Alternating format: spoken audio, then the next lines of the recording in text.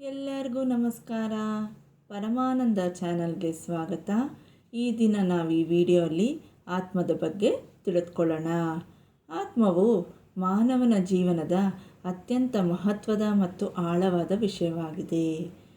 ಈ ದೇಹದೊಂದಿಗೆ ಗುರುತಿಸಿಕೊಂಡಿರುವ ಆತ್ಮನನ್ನು ಜೀವಾತ್ಮ, ಈ ಜೀವವನ್ನು ಒಳಗೊಂಡಿರೋದಕ್ಕೆ ಇದನ್ನು ಜೀವಾತ್ಮ ಅಂತ ಕರಿತೀವಿ.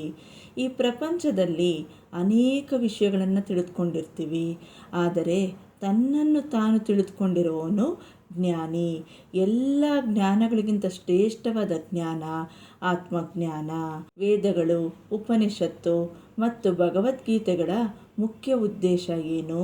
ಮನುಷ್ಯ ತನ್ನನ್ನು ತಾನು ಅರಿಯುವುದು. ನಾನು ಯಾರು ಅಂತ ತಿಳಿಯೋದೇ ಈ ತತ್ವಗಳಲ್ಲಿ ತಿಳಿಸಿದ್ದಾರೆ, ಮೂಡಿಸಿದ್ದಾರೆ. ನಾವು ಸಾಮಾನ್ಯವಾಗಿ ನಮ್ಮನ್ನು ಏನಂತ ಗುರುತಿಸ್ಕೊತೀವಿ? ನಾನು ದೇಹ, ನಾವೆಲ್ಲ ನಾಮರೂಪಗಳೊಂದಿಗೆ ಇದ್ದೀವಿ ಅಂತ ಗುರುತಿಸ್ಕೊತಾ ಇದ್ದೀವಿ. ಆದರೆ ಈ ದೇಹ ಹುಟ್ಟುತ್ತದೆ, ಬೆಳೆಯುತ್ತದೆ, ವೃದ್ಧಿಯಾಗುತ್ತದೆ ಮತ್ತು ಒಂದಿನ ಅಂತ್ಯ ಆಗುತ್ತೆ, ಸಾಯುತ್ತದೆ. ಆದರೆ ಈ ದೇಹಕ್ಕೆ ಮಾತ್ರನೇ ಶೀತ, ಉಷ್ಣ, ಸುಖ, ದುಃಖ ಎಲ್ಲನೂ ಇರೋದು. ಇದರೊಳಗೆ ಎಷ್ಟೊಂದು ಬದಲಾವಣೆ ಆಗುತ್ತೆ. ಬಾಲ್ಯ, ಯೌವನ, ವೃದ್ಧಾಪ್ಯ ಎಲ್ಲ ಇದು ದೇಹದಲ್ಲಿ ಬದಲಾವಣೆ ಆಗ್ತಾಯಿದೆ, ಶರೀರದಲ್ಲಿ, ಕ್ಷೇತ್ರದಲ್ಲಿ ಬದಲಾವಣೆ. ಆದರೆ ಇದೆಲ್ಲ ಆತ್ಮಕ್ಕೆ ಅಲ್ಲ. ನಮ್ಮ ಒಳಗಿರೋ ಆತ್ಮಕ್ಕೆ ಇದ್ಯಾವ ಬದಲಾವಣೆಯೂ ಇಲ್ಲ. ಹಾಗಾದರೆ ಆತ್ಮನನ್ನು ಕಣ್ಣಿಂದ ನೋಡ್ಬೋದಾ? ಇಲ್ಲ. ನಾವು ಸಾಮಾನ್ಯ ಕಣ್ಣಿನಿಂದ ಆತ್ಮನನ್ನು ನೋಡಲು ಸಾಧ್ಯವಿಲ್ಲ. ಯಾಕೆಂದರೆ ಇದು ವಸ್ತು ಅಲ್ಲ. ಇದು ನಮ್ಮೊಳಗಿನ ಅರಿವು, ಚೈತನ್ಯ, ಜೀವಶಕ್ತಿಯ ಮೂಲವಾಗಿದೆ. ಆತ್ಮದ ಗುಣಗಳನ್ನು ನೋಡೋಣ. ಈ ಆತ್ಮ ನಿತ್ಯ, ಸದಾ ಇರುತ್ತೆ, ಅವಿನಾಶಿ, ಯಾರು ನಾಶ ಮಾಡೋಕ್ಕೆ ಆಗಲ್ಲ, ಅವ್ಯಯ, ಕ್ಷಯವಾಗದ್ದು, ಕಡಿಮೆ ಆಗಲ್ಲ, ಅವ್ಯಕ್ತ. ಇದು ಇಂದ್ರಿಯಗಳಿಗೆ ಅಗೋಚರವಾಗಿದೆ, ಅಚಿಂತ್ಯ, ನಮ್ಮ ಚಿಂತನೆಗೆ ಮೀರಿದ್ದು, ಅಪ್ರಮೇಯ. ಇದನ್ನು ಯಾವುದರಿಂದನೂ ಅಳಿಯೋದಕ್ಕೆ ಆಗೋದಿಲ್ಲ. ಶಾಶ್ವತ, ಬದಲಾಗೋದಿಲ್ಲ. ಇದು ಸದಾ ಒಂದೇ ರೀತಿ ಇದ್ದು ಸ್ಥಿರವಾಗಿರುತ್ತೆ. ಕಾಲದ ಪ್ರಭಾವ ಇಲ್ಲ ಇದಕ್ಕೆ. ಸನಾತನ, ಆರಂಭ ಅಂತ್ಯ ಇಲ್ಲ.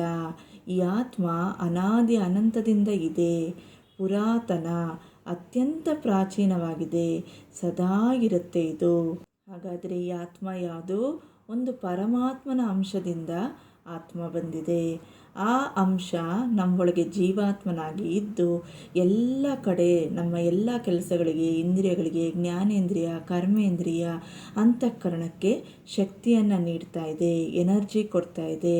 ಹಾಗಾದರೆ ಆತ್ಮ ಎಲ್ಲ ಅನುಭವಗಳನ್ನು ಅನುಭವಿಸ್ತಾ ಇರುತ್ತೆ ಮತ್ತು ಸಾಕ್ಷಿಯಾಗಿ ಇರುತ್ತೆ. ಹೇಗೆ ಅಂತ ಒಂದು ಉದಾಹರಣೆ ನೋಡೋಣ. ಮನುಷ್ಯನು ಹಳೆ ಬಟ್ಟೆಯನ್ನು ಬಿಟ್ಟು ಹೊಸ ಬಟ್ಟೆ ಧರಿಸುವಂತೆ ಈ ಜೀವಾತ್ಮ ಹಳೆ ದೇಹವನ್ನು ಬಿಟ್ಟು ಹೊಸ ದೇಹವನ್ನು ಪ್ರವೇಶಿಸ್ತಾ ಇರುತ್ತೆ. ಅದಕ್ಕೆ ಪ್ರತಿಯೊಬ್ಬರು ಜೀವಂತವಾಗಿದ್ದೀವಿ ಅಂತಂದರೆ ನಮ್ಮೊಳಗೆ ಆತ್ಮಶಕ್ತಿಯಿಂದನೇ ನಾವು ಎಲ್ಲ ಕೆಲಸಗಳನ್ನು ಮಾಡ್ತಾ ಇರೋದು. ಈ ಆತ್ಮದ ಸ್ವಭಾವವೇ ಶಾಂತಿ, ಜ್ಞಾನ, ಆನಂದ, ಪರಮಾನಂದವನ್ನು ನೀಡುತ್ತೆ. ಆತ್ಮ ಯಾವಾಗಲೂ ನಾಶ ಆಗಲ್ಲ.